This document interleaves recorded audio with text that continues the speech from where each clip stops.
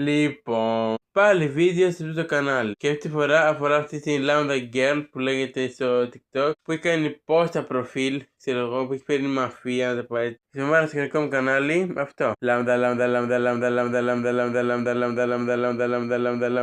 Ή να το πω έτσι. Εγώ πιστεύω να έχει σηκώσει αυτή την Lambda Girl. Ακούστε το. Να σου πω κοπαγιά. Έχεις πρίξει με τα λάμδα σου.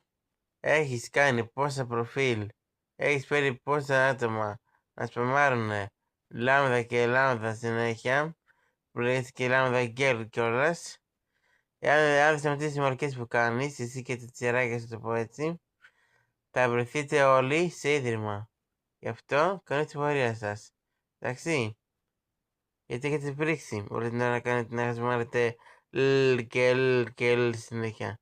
Το είπα και στο βίντεο μου κιόλας, αλλά δεν με ακούτε.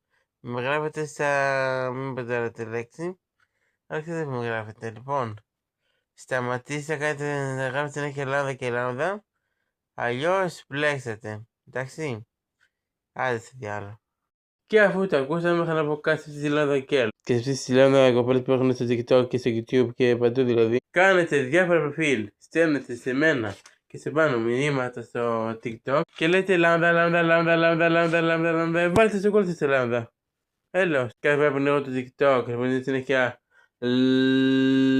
και στο YouTube. Δεν δίνω μαγκές.